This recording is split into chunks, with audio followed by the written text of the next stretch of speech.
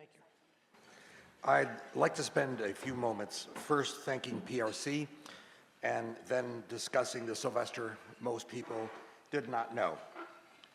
I've spent the last 45 years of my life working as an attorney representing recording artists, mostly from the 1950s and 60s, in their never-ending quest for fair treatment in the music industry.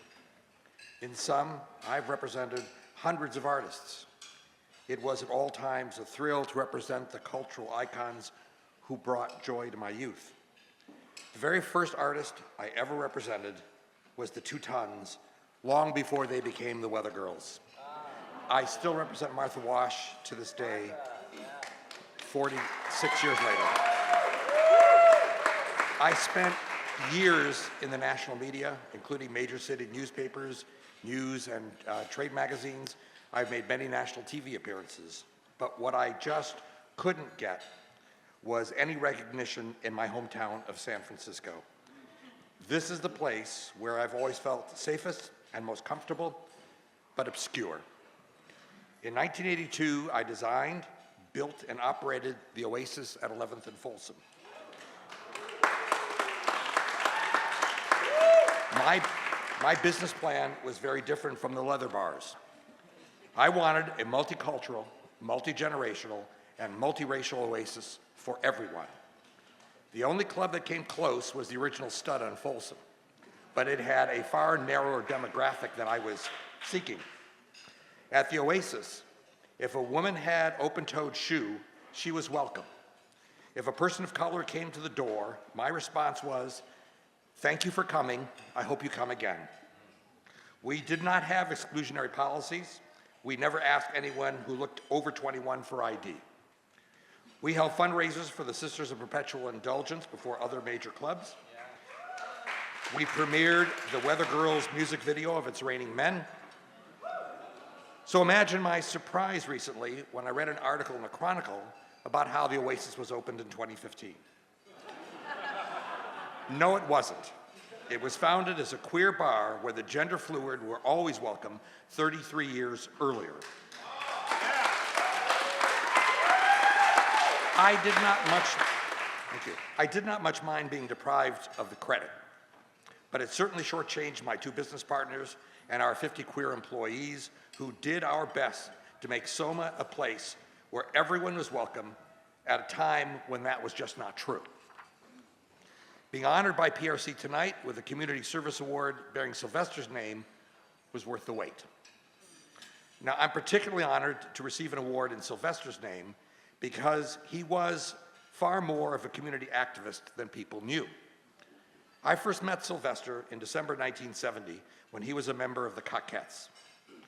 I don't think there would have been a fabulous Sylvester without the Cockettes.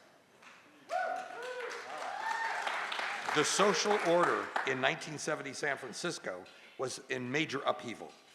People remember the 1967 Summer of Love, but largely lost to time was the surrounding culture that existed during those years. At that time, there were over 300 communes in the Bay Area. Some were devoted to sourcing food for other communes, like the Free Food Conspiracy. Some engaged in political theater, like the Diggers and the San Francisco Mime Troupe. Some fixed cars, some were devoted to life during earlier periods like the 1930s. And then there was an offshoot of Cauliflower, one of the earliest communes that celebrated gay liberation as the cause was then known. That loosely organized offshoot was the Cockettes.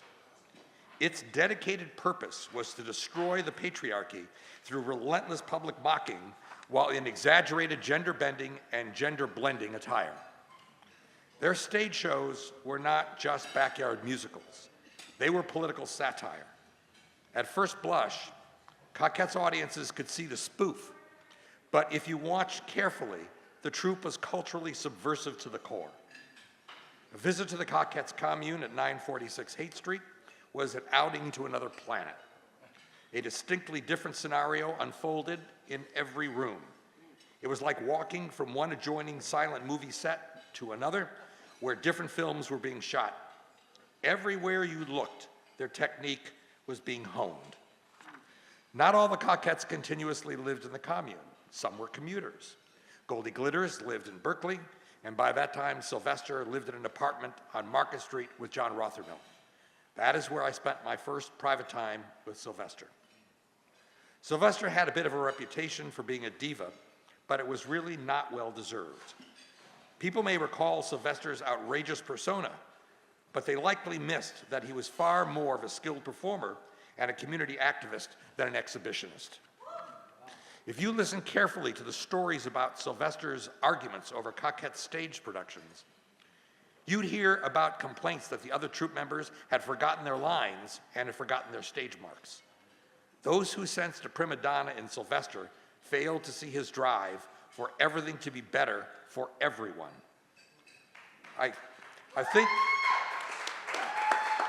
think the most accurate way to assess Sylvester's life is to draw a through line from his time with the Coquettes until he passed in 1988. His sense of community activism was born in 1970, and it was an overarching drive for all of his adult days.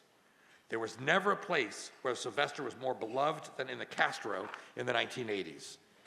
Yet, he could be seen on a street corner taking to task anyone who showed public disrespect to a marginalized person.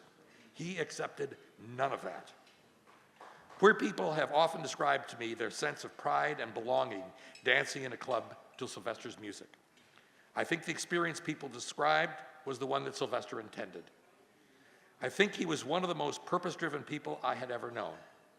It showed up every time he appeared at an AIDS benefit, long before it was either professionally safe or fashionable. You might have seen the picture of Sylvester in the 1988 gay parade being pushed down Market Street in a wheelchair, emaciated, weary, but glorious.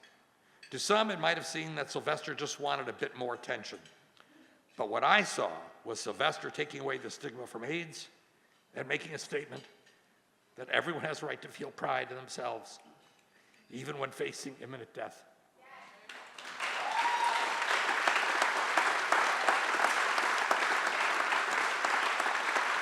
I do not think Sylvester was there for himself.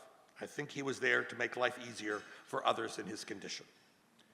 I'll tell you two facts that I believe confirm my views of Sylvester's character and moral center. He loved his family, but he left his multi-million-dollar royalty accounts to help others. He left 75% to the AIDS Emergency Fund, which is now PRC.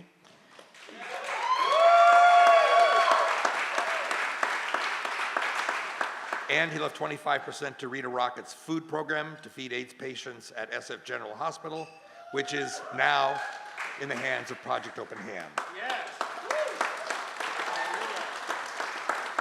I don't think there was ever a time when Sylvester did not hold dear to his heart the well-being of the greater queer community. We rightly celebrate his artistry, but in events like here today, where community service is honored in his name, we can remember him as a humanitarian who never missed an opportunity to make everyone more fabulous.